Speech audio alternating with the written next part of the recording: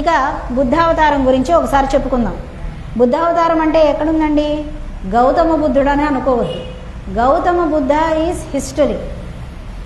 ఇక్కడ చెప్పేటటువంటి బుద్ధ భగవానుడు ఎవరైతే ఉన్నారో ఆయనకి యజ్ఞోపవీతం ఉంటుంది. కోణార్క్ దేవాలయంలో చూడండి, అందులో మీకు కనిపిస్తుంది. బుద్ధ భగవానుడికి యజ్ఞోపవీతం కనిపిస్తుంది. బుద్ధ భగవానుడు వేరు, గౌతమ బుద్ధ వేరు. అయితే బుద్ధ భగవానుడు ఆయనే చెప్పారండి, నన్ను పూజించవద్దు అని చెప్పారన్నమాట. కొంతమంది చాలామందికి ఒక ఫ్యాషన్, బుద్ధుడి ఇదిని ఇంట్లో పెట్టుకోవటం, లేదా తల ఇది పెట్టుకోవటం, అంటే శాంతిని సూచించారు. శాంతి ఎక్కడ సూచించబడలేదండి, అన్ని చోట్ల శాంతి సూచించబడింది. సర్వే జన సుఖినో భవంతు అంతా అయిపోయిన తర్వాత ఓం శాంతి శాంతి శాంతి. శాంతి చెప్పనిది ఎక్కడ? శాంతి అందరూ చెప్పారు. అయితే కొంతమంది అలా విగ్రహాలను పెట్టుకోవడం ఇంట్లో ఇలాంటివి జరుగుతూ ఉంటాయి. కానీ వాస్తవానికి బుద్ధ భగవానుడు తానే చెప్పాడు, గౌతమ బుద్ధ వేరు, బుద్ధ భగవానుడు వేరు. ఈ బుద్ధ భగవానుడు శ్రీ మహావిష్ణువు యొక్క అవతారం.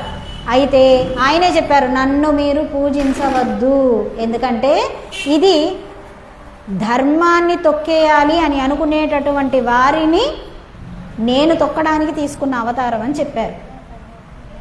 ఎందుకండి అలా అవతారాన్ని తీసుకోవలసి వచ్చింది అని అంటే, యజ్ఞయాగాదులలో చెప్పిన దానికి భిన్నంగా రాక్షసులు అసురులు ఆచరించేవారు. మాకు తెలుసు, మేము కూడా చేసేసుకుంటాం. ఎవ్వరూ లేకుండానే మేము ఈ కార్యక్రమం చేసుకుంటాం. యజ్ఞం చేయాలంటే కొన్ని నియమాలు ఉన్నాయండి, మాకు అవసరం లేదు, మాకు తెలుసు అని చెప్పి అలలా పైన చదివేసుకొని ప్రతిదీ వాళ్ళు చేయటం మొదలుపెట్టారు. యజ్ఞం చేసేటప్పుడు ఒక్కొక్క ధాన్యానికి ఒక్కొక్క పేరు ఉన్నది. పైన గో అని చెప్తారు, గోవు అంటే ఒక ధాన్యం పేరు ఉన్నది.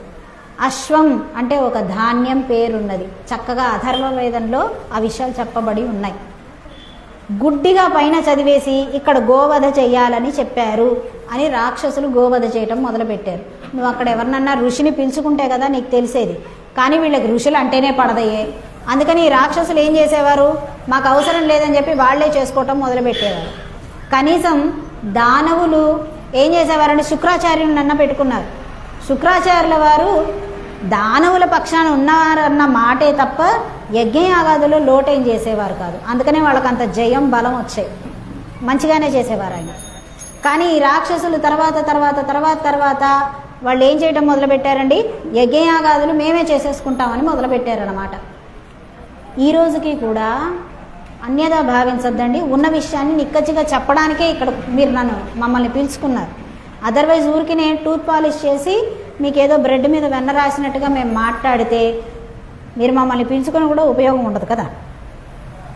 ఇప్పటికీ కూడా చాలామంది ఏం చేస్తుంటారు, బ్రాహ్మణుడిని పిలుచుకోకుండానే కర్మకాండాలు ఆచరించేసుకుంటారు. ఏ 3వ రోజు నుంచే పిలుస్తారు, అవునా కదా. కొంతమంది ఇళ్లలో అలా జరుగుతుంది, అది తప్పండి. పైగా వీడేమంటాడు, వారు రారండి అంటారు. వారు రారని నీకు చెప్పారా?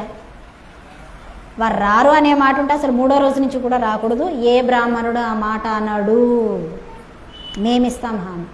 బ్రాహ్మణుడు ఎప్పుడు ఆ మాట అన్నాడు, మేము రాం అని చెప్పరు. అతను రాలేకపోతున్నాడంటే అతనికి ఆ కర్మకాండ రాదని అర్థం తప్ప కర్మకాండ చేయటం వచ్చిన వాళ్ళైతే మేము రామని చెప్పరు. ఇక్కడ మృతుడు జీవం పోయిన దగ్గర నుంచి, మృతుడు అనేవాడు ఇంట్లో ఉన్న దగ్గర నుంచి బ్రాహ్మణుని సలహా తీసుకొని చెయ్యాలి.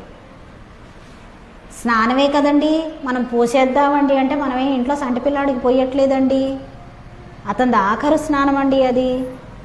కనుక దాన్ని ఎలా చేయించాలో ఎలా చేయాలో తెలుసుకొని అక్కడ ఒక బ్రాహ్మణుని పెట్టి చేసుకోవాలండి.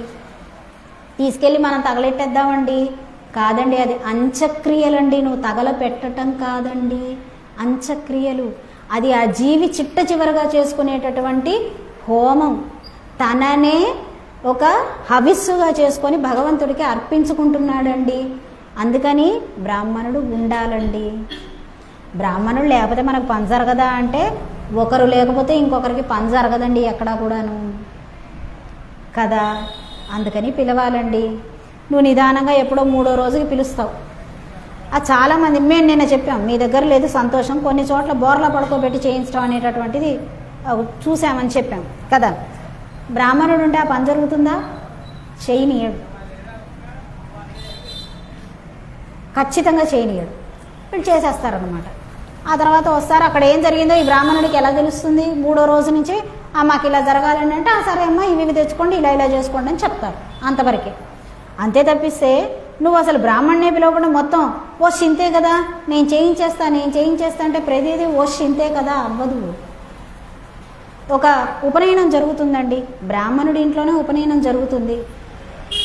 అక్కడ ఆ అబ్బాయికి మంగళిని అంటే అతన్ని పిలుస్తారు కదా, ఆయన్ని పిలిపించి చేయించాల్సినటువంటి కార్యం ఉంటుంది. వాస్తవానికి ముందుగా తండ్రి చేత చేయిస్తారు, అక్కడ ఒక దర్భ పెట్టి చేయిస్తారు.